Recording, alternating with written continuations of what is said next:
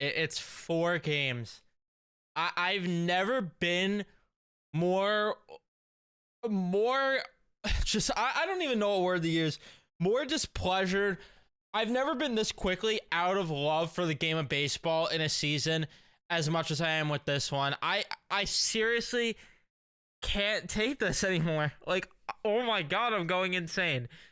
This New York Mets team is something else. Welcome back to another post-game recap. The Mets will lose 5-0 to the Detroit Tigers in extra innings. Yes, in extra innings, they lost 5-0, which means they had all 9 innings to get just 1 run against their opponent, which they struggled to do because this Mets team does not know what offense is. This Mets team does not know what hitting the baseball is. The top guys still do not know how to hit the damn baseball. What else is new? Before we jump into the recap rant, whatever this is going to be, leave a like, subscribe, turn on notifications, whatever. I do not care that it's the 4th game in the season.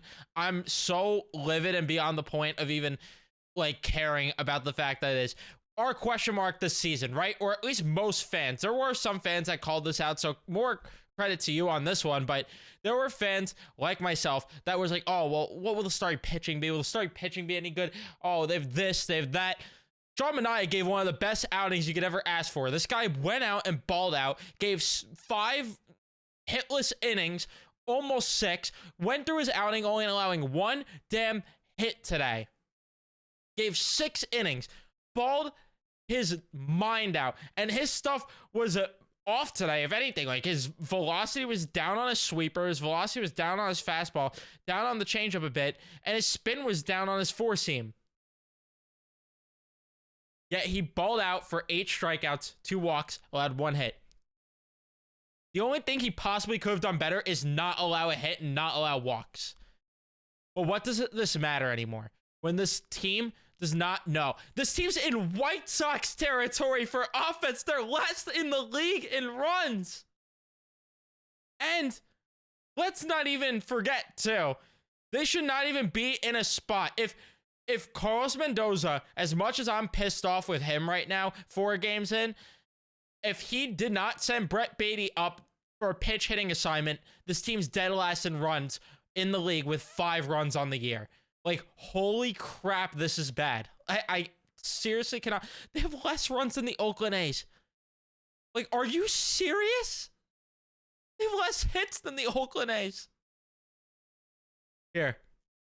Mets. Tied for last in runs with the White Sox. Tied for second last with the Los Angeles Angels in hits. And the Los Angeles Angels, the only reason that they're there is because of Mike Trout, but that's even more pathetic. Doubles. I love a good double. Team's tied for second last with multiple teams. They're tied with the Mariners and the Blue Jays. Home runs on the year. They're actually pretty high up because when this team scores runs, it's only home runs.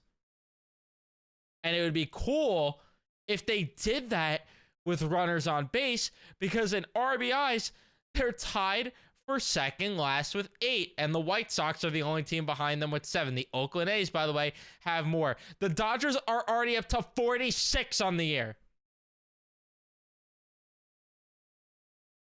The Guardians, who are projected to be a worse team than the Mets, are up to 29 RBIs on the year. I don't know what there is to say with this game because there's nothing. Like, the offense didn't show up again. Brandon Nimmo, 0 for 3 with a walk again.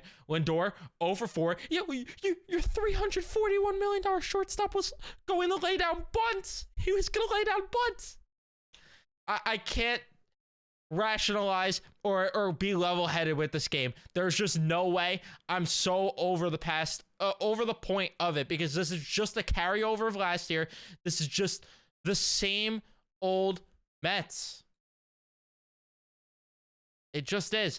And I understand that I shouldn't be this mad because this year is supposed to be an evaluation year, quote unquote, or whatever, but you have the owner that wants them to make the playoffs. I got news for you.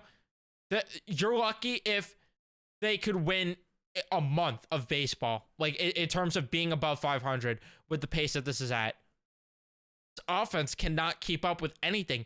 They can't keep up with the Tigers. They cannot keep up with the Brewers. How am I supposed to expect them to go down to Atlanta next week and compete with that lineup. Right? They play the Dodgers too this month. Like, and I said that they just gotta be 500 rolling into July. Man, this is not a 500 lineup, and JD Martinez is not saving this unless Brandon Nimmo or Francisco Lindor, or both preferably, get their head out of their ass. And I don't know how much they could even turn it around for that to change everything, because what's the point when you have guys like Joey Wendell, who was supposed to be the Luis Guillorme replacement, when he's literally Guillorme without a beard and cannot play defense? Did I mention he had a costly error in this game, and that's what caused the Mets to lose? Oh, well, he had a costly error that caused the Mets to lose this game. So there you go. That's that. Alonso went 0 for 4-2. Alvarez, thank you for moving him to the cleanup spot. One of the only few guys that got a hit today, outside of Starling Marte, which, oh, by the way, another question mark we had going into the year. He's been balling out so far. Brett Beatty, oh, question mark we had, balling out right now. Oh, Harrison Bader, question mark. He had one hit today, but he still freaking stinks. The problem is the bottom of the lineup has so many holes. Jeff McNeil still cannot hit. He can't. He had a pitch hit assignment, couldn't do it. And you might look at this on paper, right? You might look at this on, oh, by the way, DJ Stewart cannot play for this team anymore. Are you kidding me? No.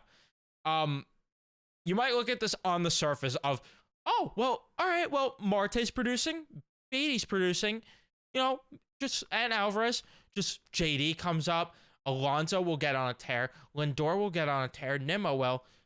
But the problem is that I'm having a hard time, because I've seen the movie before of it all being cohesive, right? Because when those guys heat up, for all we know, the Brett Beatty magic comes to an end. This love that we have for Francisco Alvarez right now, maybe he cools off. And the problem is that's just the sport of baseball as a whole. And this lineup just does not have enough consistency in it. It just doesn't. And I hope that I'm wrong. And I hope I look stupid in a couple months for reacting this way, but I'm beyond the point of even caring right now. I mean, the bullpen did good. Like, Jorge Lopez had a bad walk, still did good. Brooks Raley, been pretty good. Diaz was lights out. How about that entrance, by the way, for night games now? Edwin Diaz, vintage stuff. Here's my question for Carlos Mendoza. If I could ask a question to Carlos Mendoza, I'd love to know why the mop-up guy that's the innings eater in the bullpen was elected to come in this ball game in extra innings. Because to me, that does not make a lick of sense. Why did Michael Tonkin get to trot out from the bullpen there when you have Adam Ottavino at the ready? This team isn't, like, I get the whole, oh, well, you want to be ready for tomorrow. No, there's no tomorrow when you got to win a damn baseball game. No. Win a game. Win a game. And I can't justify that when he didn't pitch yesterday.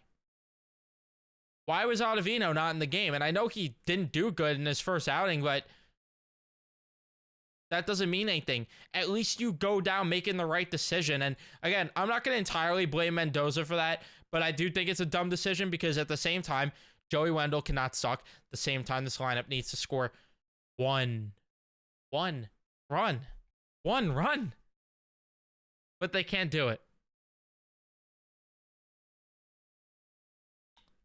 This is crazy. Because this is like the teams that they're in company with for their offense right now is just sad. Like, you don't have, what was it? How many RBIs did I say? Like 8? You don't even have double-digit RBIs on the year?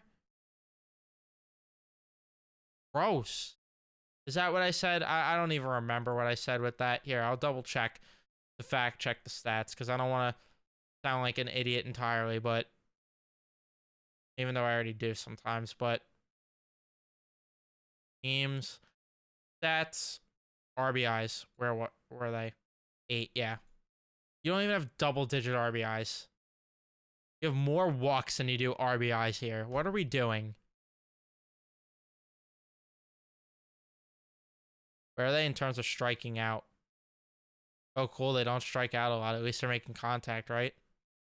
Even though probably none of it's friggin' hard contact. Here, let's see, actually. Let's look at tonight's report in terms of the exit velocity. Oh, Brett Beatty, the top two. The guy that everybody wanted off the STAM team. Hardest hit balls. Dar Marte, a guy that we thought was cooked. Whatever. I don't know. I don't know what there is to say.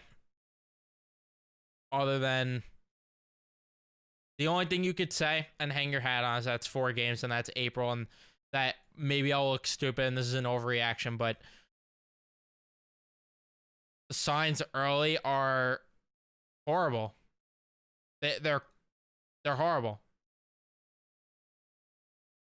Because this team post All-Star break too.